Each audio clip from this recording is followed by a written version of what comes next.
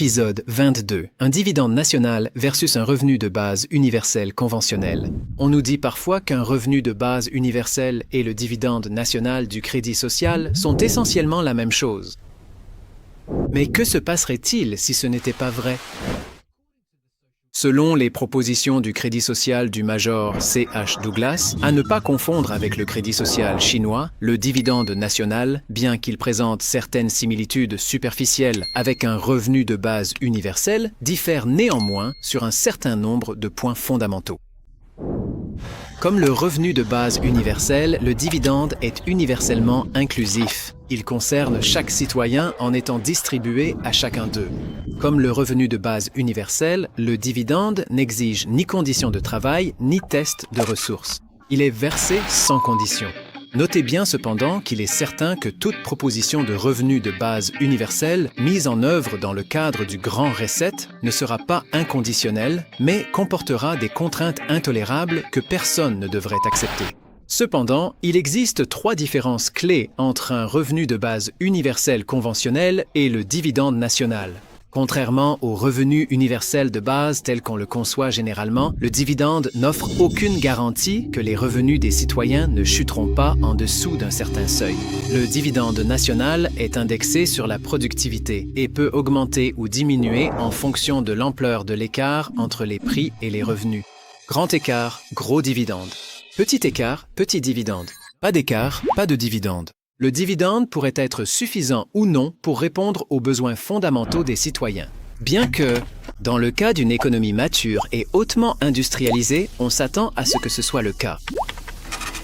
Contrairement au revenu universel de base, qui est généralement conçu comme un programme gouvernemental devant opérer dans le cadre du système financier existant et qui implique donc une taxation redistributive et où un endettement public accru, le dividende national, est inextricablement lié à un programme de réforme monétaire. Cette réforme vise une réhabilitation systémique des ordres économiques et sociaux en vue d'une meilleure fonctionnalité.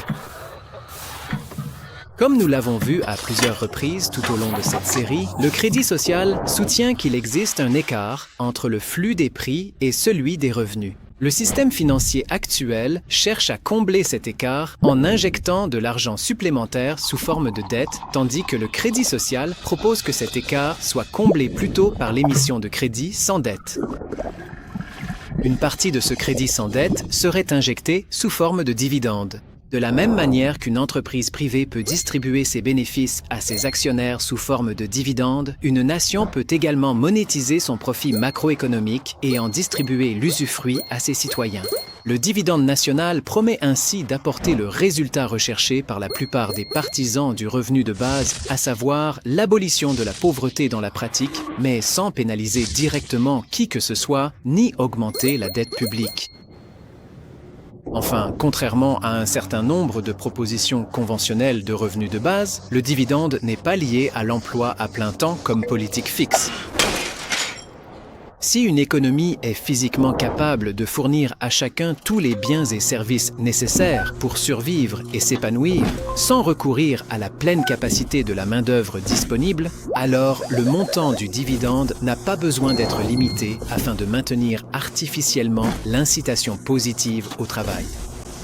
Moins il y a d'heures de travail physiquement nécessaires pour subvenir à nos besoins réels, mieux nous nous porterons tous, car nous pourrons alors profiter de la diminution du besoin de travailler sous la forme d'un temps libre accru. Ceci, en plus des divers autres avantages, généralement associés à la réforme monétaire du crédit social.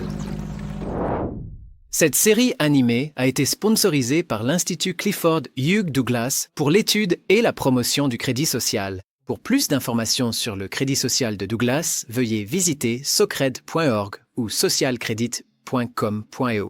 N'oubliez pas d'aimer cette vidéo et abonnez-vous à notre chaîne s'il vous plaît.